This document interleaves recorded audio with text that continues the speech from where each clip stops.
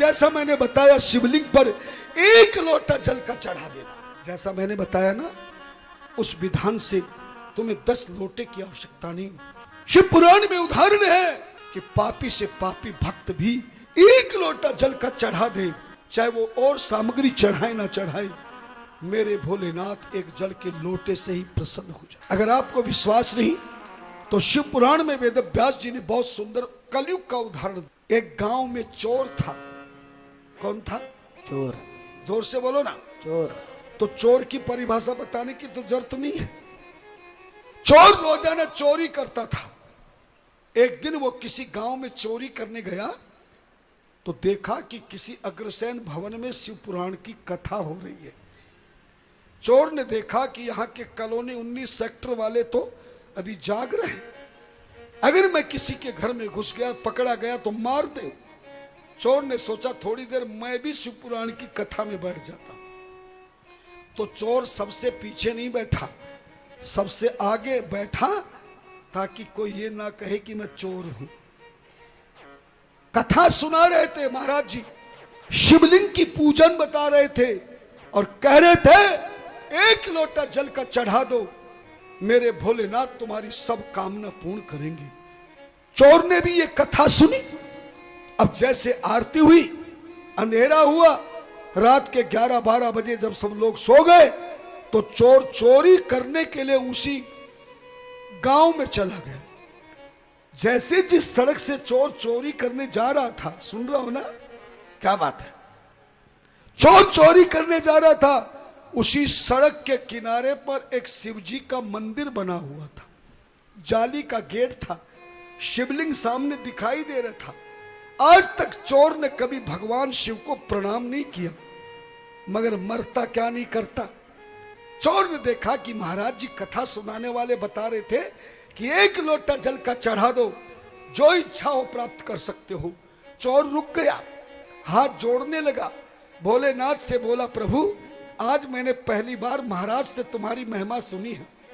आज तो इतवार है, कल सोमवार को सुबह एक लोटा जल का मैं भी चढ़ाने आऊंगा, पर आज रात को ऐसी बढ़िया चोरी करा दो कि मैं भी तुम्हें लोटे में बेलपत्र भी चढ़ा सकूं। ऐसा कहकर के चोर गांव में चोरी करने गया, मगर जिस मकान के आगे जाता वही चौकीदार लठ लेकर बैठा दिखाई दे रहा था।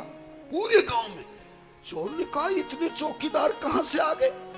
पर आपको बता देता हूं, वो चौकीदार असली नहीं थे। मेरे भोलेनाथ सभी कथा सुनने वालों के घर के आगे पहरा दे रहे हैं। जय हो। करऊं सदा तिनकी रखवारी, जिमी बालक राखे महता। धन्यना। पूरी रात हो गई, चोर को चोरी करने का मौका ही नहीं मिला। जैसे सुबह 5 बजे मंदिरों में माइक की आवाज आई, चोर वापस निराश होकर चलना पड़ा। धन्यना। और जैसे मंदिर के सामने आया, कौन से मंदिर के सामने? जो रात को मन्नत मान के गया था, बड़ा गुस्सा करने लगा, भगवान शिव को गाली गलौज करने लगा। तू कैसा भगवान है, आज पहली बार कहा एक भी चोरी का दाना नहीं मिला। अरे महाराज जी भी व्यास गद्दी पे झूठ बोलते हैं, एक लोटा जल का चढ़ा दो, कामना पूर्ण हो जाएगी। मेरी तो जो होनी थी वो भी ना हुई। अभी चोर भगवान शंकर के दरवाजे पे, क्योंकि मंदिर खुल गया था, दरवाजे पे खड़ा था, गुस्से में बड़बड़ा रहा था। तभी अचानक चोर की नजर एक बुढ़िया पर पड़ी। किस पे पड़ी? बुढ़िया। जोर से बोलो ना। बुढ़िया। बुढ़िया पे इसलिए पड़ी कि जैसे चोर गुस्से में शिवजी को कह रहा था, तभी एक 80 साल की बुढ़िया पीतल के लोटे में जल भर के शिवजी के मंदिर में जा रही थी, तो चोर की नजर भी उस पर पड़ गई। किस पे पड़ी? बुढ़िया पे नहीं, लोटे पे। चोर ने देखा बुढ़िया के पास आधा किलो पीतल का लोटा, आज की रोटी का काम चल जाएगा, क्यों ना बुढ़िया का लोटा ही चुरा के ले जाओ। इसलिए लोटा चुराने के लिए चोर धीरे धीरे बुढ़िया के पीछे शिवजी के मंदिर में चला गया। चोर ने सोचा जब बुढ़िया जल चढ़ाकर नीचे लोटा रखकर हाथ जोड़ के आंखें बंद करेगी तो मैं लोटा उठा के भाग जाऊंगा। लेकिन चोर को क्या पता था ये बुढ़िया तो मेरी माँ की भी माँ है। बुढ़िया बहुत चतुर थी। हाँ, बहुओं को कहता चाहूंगा कभी भी सास को बुढ़िया मत समझ लेना। बुढ़िया जितनी चतुर होती कोई नहीं। सारी बहुओं को बता रहा हूं, कभी भी सास को बुढ़िया मत समझना, बल्कि ये समझना कि मेरी सास भी कभी। हाँ, पर ताली नहीं बजाओगे तो भागने की ज्यादा जल्दी है क्या? बुढ़िया ने पूरी पूजा कर ली, घर जाने की तैयारी हो गई, पर लोटे को हाथ से नीचे नहीं छोड़ा। चोर ने कहा तो बड़ी गलत बात होगी। तब चोर ने देखा कि चलो जरा बुढ़िया को मैं मूर्ख बना के लोटा अपने हाथ में लेता हूं। चोर ने आज तक किसी को प्रणाम नहीं किया था, मगर मरता क्या नहीं करता। चोर ने पहली बार किसी बुढ़िया के चरण छूकर कहा माता जी राम राम। बुढ़िया ने भी सिर पे हाथ रख दिया, बेटा जिंदा रहे बेटा, भगवान तेरी बहुत बड़ी उम्र करे। प्रणाम किया, आशीर्वाद लिया और प्यार से बोला चोर भैया मैं जरा लोटा घर भूल आया, तू अपना लोटा दे दे, बाहर से नल में जल लेकर के जल चढ़ाकर तेरा लोटा तुझे जल्दी लौटा दूंगा। बुढ़िया बोली बेटा तू चंदन ले ले, रोली ले ले, चावल ले ले, फूल ले ले, बेल पत्र ले ले, पर मैं लोटा तुझे नहीं दे सकती। अगर बेटा भगवान ना करे ये लोटा खो जाए तो मैं तो जिंदगी भर मुझे मंदिर में रहना पड़ेगा, मैं घर में नहीं जा सकती। चोर ने कहा मैया इस लोटे में ऐसी क्या बात है कि तू घर नहीं जा सकती? अरे बेटा तुझे पता नहीं, ये लोटा मेरी बहू के दहेज का है। तभी बुढ़िया ने कहा अरे बेटा नाराज क्यों होता, तुझे जली तो चढ़ाना है। बोले और किस लिए ले रहा था? तो खड़ा रह मैं लेके आती हूं। बुढ़िया खुद गई, जल का लोटा भर लाई और ला करके चोर के हाथ में दिया, पर लोटा फिर भी नहीं छोड़ा। चोर वाला भैया हाथ तो, अरे बेटा तू पहली बार मंदिर में आया है, धामपुर वाले महाराज ने बताया था कौन सी दिशा में खड़ा होना है, कैसे लोटा पकड़ना है, कैसे जल चढ़ाना है, मैं तुझे बताऊंगी, तभी तो लोटे को पकड़ रखा। अब चोर बाकी वहां पूजा करने लिए आया था और मरता क्या नहीं करता। बुढ़िया ने जैसा विधान बताया, पहले गणेश गौरा जी को, नादिया को है, फिर कार्तिक जी को, कीर्ति मुख को, भैरभद्र को, कुबेर को, नाग को जलेरी पे चढ़ा के पूरी एक धारा जल चढ़वा दिया। किससे चढ़वा दिया? जोर से बोलो। चोर से। ना नहाया ना धोया ना मंजन, पर जल का लोटा चढ़ गया ठंडना। और जैसे ही जल चढ़ा मैया ने तुरंत लोटा खींच लिया। चोर ने कहा मैया बड़ी जल्दी लोटा खींच लिया। अरे बेटा अब तू पूजा भी तो करेगा। मैया ने चंदन लगवाया, अक्षत लगवाया, पुष्प चढ़वाया, बेल पत्र चढ़वाया और सारी पूजा के बाद बोला बेटा सुन, अब आरती करनी है, मैं आरती का थाल घुमाती हूं और तू घंटा बजा। चोर ने कहा मैया घंटा कहाँ? अरे तुझे दिखा नहीं देता, मेरे पति देव ने 45 किलो पीतल का घंटा चढ़ाया है। जैसे ही चोर ने घंटे की ओर देखा तब भगवान से बोले प्रभु सही है, महाराज जी सही कह रहे थे कि एक लोटा जल का चढ़ाते ही कामना पूर्ण हो गई जाती है। लगता है इसीलिए रात को चोरी नहीं कराई, इसीलिए बुढ़िया का लोटा नहीं डलवाया, क्योंकि सुना था महाराज कह रहे थे भगवान या तो देते नहीं और देते हैं तो छप्पड़ फाड़ के। लगता है ये घंटा मुझे देना चाहते हो। तभी चोर ने पूजा करी, मैया से बोले मैया आप जाओ, अभी तो मैं मंत्र जाप करूंगा। चोर वह मंत्र के चक्कर में नहीं रुका था, वो तो षड्यंत्र के चक्कर में रुका था। चोर बैठ गया, बुढ़िया चली गई। बाहर देखा पुजारी जी संध्या वंदन करके माला फेर रहे, मंदिर में कोई नहीं। तभी देखा चोर ने कि घंटे की लोहे की जंजीर में ताला लगा हुआ था।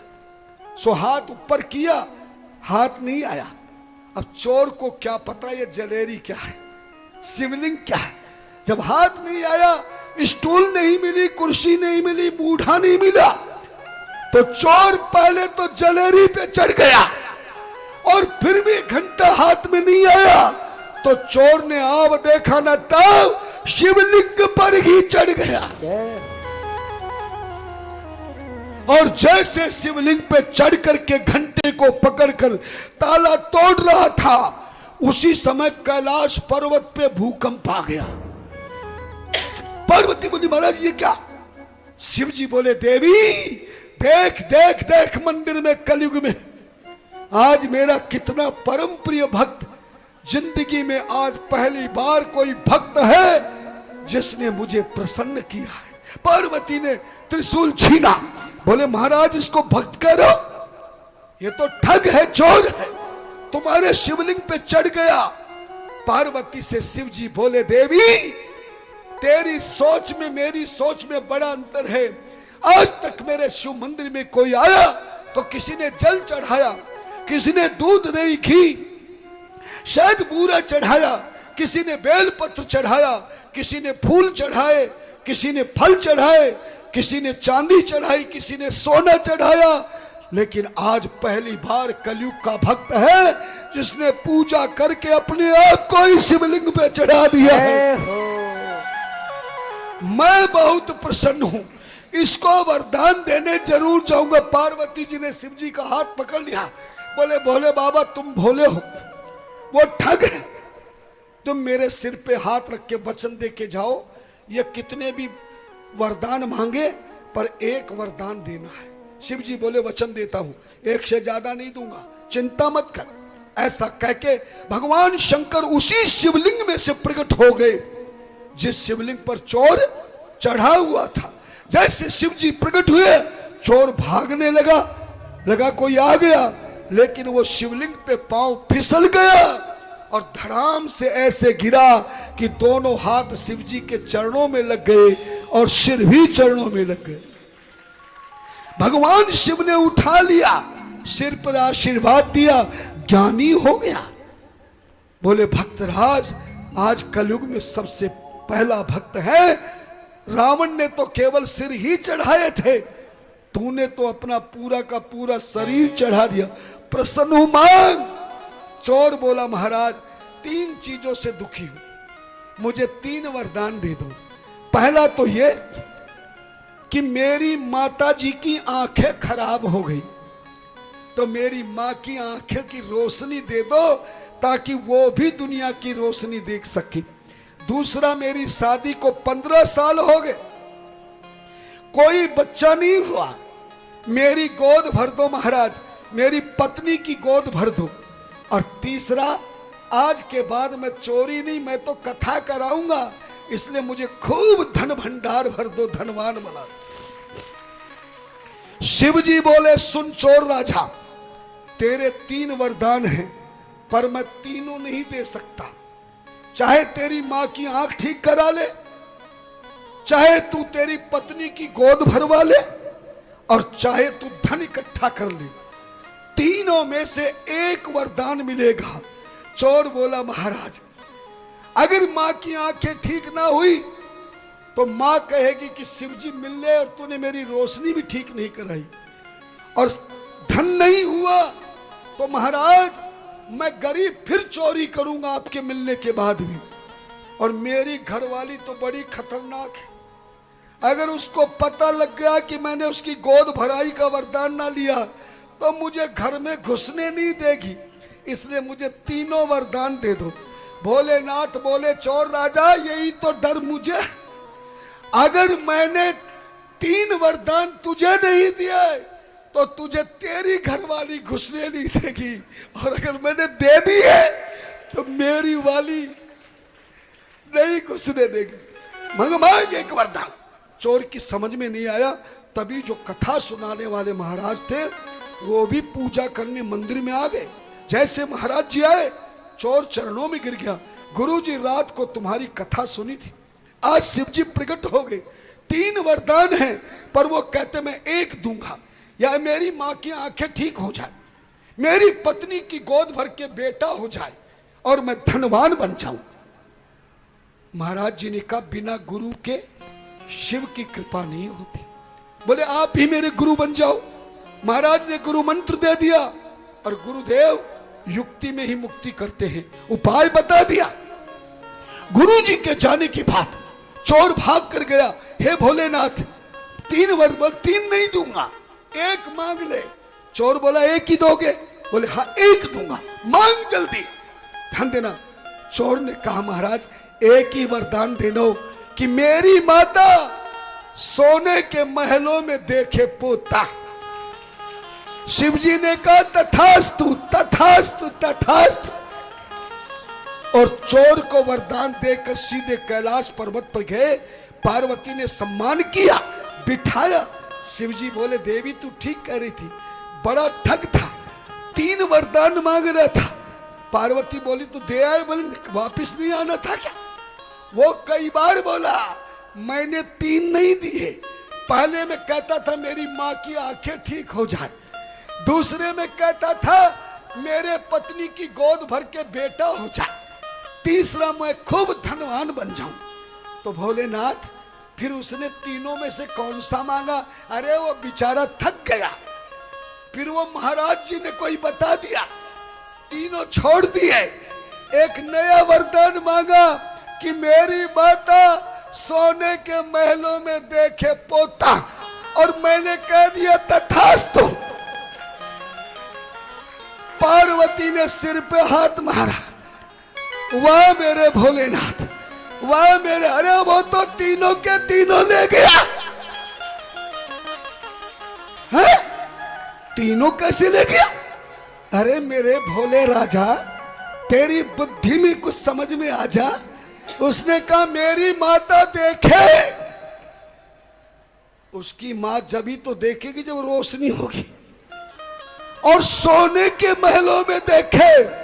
जिसको सोने का महल मिल गया उससे बड़ा धनवान होगा। और पोता देखे, पोता उसी की मां का पोता, तो उसी का तो बेटा हुआ। शिव जी बोले देवी मैं क्या करूं, इसीलिए मुझे भोलेनाथ कहते हैं।